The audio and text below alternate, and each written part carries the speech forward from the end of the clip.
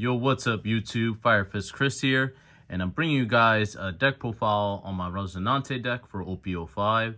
This is a leader that I've been enjoying just playtesting in the sim, as well as he's probably my second favorite character behind Law in the series.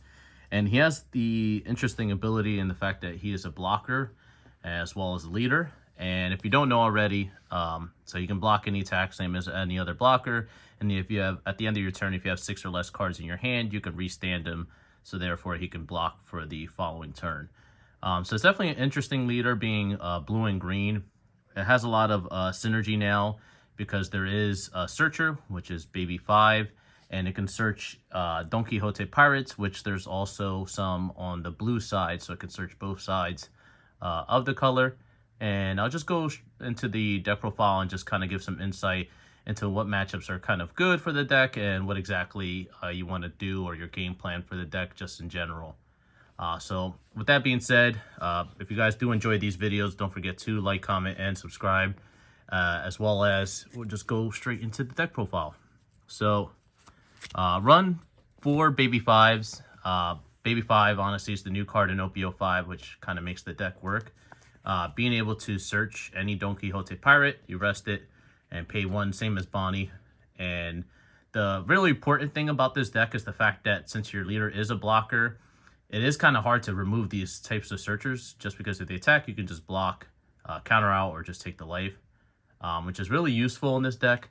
So your whole game plan really early on, you kind of want to mulligan for either Baby 5 or Sugar is really what you want to see for the majority of the time. But usually just Baby 5 is a great turn to, on your 2-down turn is a great play to do, because therefore you can go ahead and be able to block it on the following turn on their first attack. So Baby 5 is a must-have. Then I run 3 Bonnie. Bonnie in this deck, it's good just for the simple fact it can search you 2Ks as well as some other bodies and blockers. But for the majority of the time, Bonnie is here, the same thing as Baby 5, just because you can protect it, and it is a problem being able to get multiple searches a turn. So you're seeing a lot of your deck, which is a big benefit for this deck, because you can actually like go through your deck pretty fast, especially if you have multiple searchers and they have nothing to pop or get rid of them. Next, for some 2K counters, I have 4 Baby 5s, just a 2K counter. You're never going to play this card. Only running 2 Viola. I cut this just because the deck list had, it was just too much in the deck. So I had to cut something, so I ended up cutting that. And for the last of the 2Ks, I run 4 of Apu, and Apu is searchable by Bonnie. Never really going to play it. So that was it for my 2Ks, I believe. So now going into the rest of the list, 4 Sugars. So Sugar is really important for this deck, just because it's kind of your engine, as you would say. Being able to have multiple Sugars on board and then being able to just go ahead and block them to protect them once they become rested is really strong. And most decks, just in general, have a hard time with being able to play out multiple bodies a turn. A lot of the new decks now, they kind of want to just play, at least for like yellow, which this deck has a decent matchup into, just because for the most of the stuff you can just go ahead and rest and attack into their board as opposed to their life. And then Sugar kind of stops, any of their bigger bodies. So late game, if you have like 1 or 2 Sugars established, it's kind of game, because then you have, by that point you'll have a blocker on board and probably a body. So then once they start attacking with the bigger bodies, you can just go and start dropping the 10 drops. So Sugar just kind of helps facilitate that, just because now they can't really remove anything off your board, especially if they're playing yellow. They don't really run a lot of removal. Against Sakaluchi for this deck, honestly, it's just a hard matchup. There's no way around it. You can play it to your best ability, but majority of the time you're just going to lose that matchup. But against yellow, against purple Luffy, against into red purple Luffy as well, you have a lot of you have a lot of ways to be able to play into those matchups, and Sugar definitely helps with that. Next, for a new card, 4 Rosinante blockers. It's a 2-drop blocker, but on your opponent's turn, if your rested character would be KO'd, you can trash this character instead. So it's protection for any character you have that is rested, which is good with the 8-drop kid that we run in this deck as well. honestly, the Corazon, this is definitely a very underused card that people should probably be looking into, because it has a blanket effect that can stop something from being destroyed. And then I have 2 killers.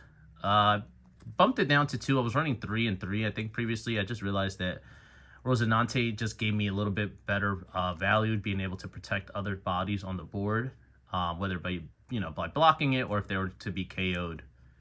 But it is searchable by Bonnie. Another great card for this deck is for the Flamingos, for the 3-drop blue one.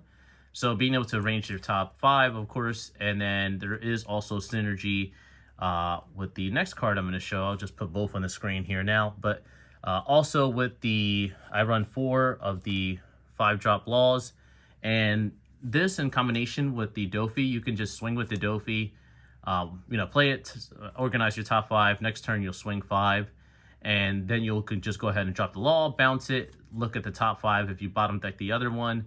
And it's just really good synergizing with the rest of the deck, just because you have a lot of searchers, a lot of things you can bounce, and you can kind of just reorganize your hand or just replay it to get another search off as well. So Law is definitely a great card to use in this deck. And then for the fact for everything, you can just go ahead and block. So this can become an attacker, and then you can end up blocking if they go after the Law. Next, I run 2 X-Drake. X-Drake is really good into a lot of decks now, this format. Just because, especially against like Purple Luffy, if they have like Page 1, Ulti, the 4/6 Vanilla, against Yellow, Holy, anything like that where they're going to go ahead and swing into your board, and you just get a free pop with X-Drake is really good. And a lot of people don't really expect it coming. You can just be able to attack into her life and then just get rid of the body anyways. Next, for more of our top end, I run 2 Dofis.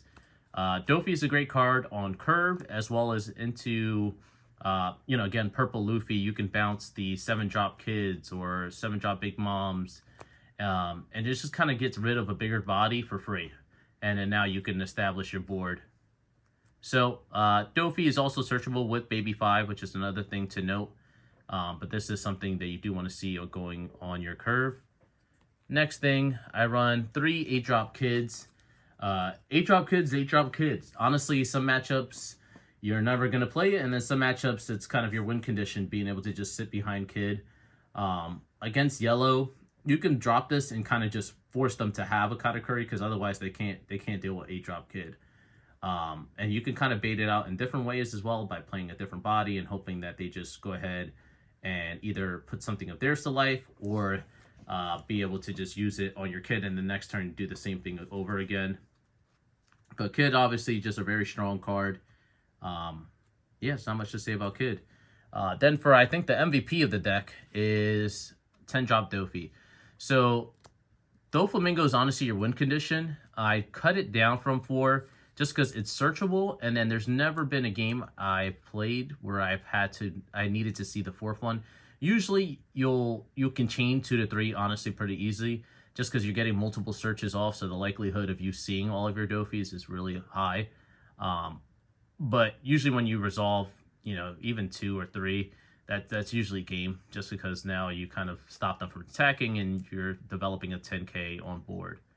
But that's it for the characters. For the event, I am running 3 Red Rocks.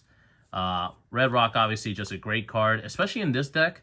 It's not searchable, but in this deck, it's just very easy to get out multiple blockers with the 2-drop blockers that I run, or even the Dofi. So it doesn't really hurt that much by just red rocking, dropping a couple blockers, and now you've removed the threat from their board.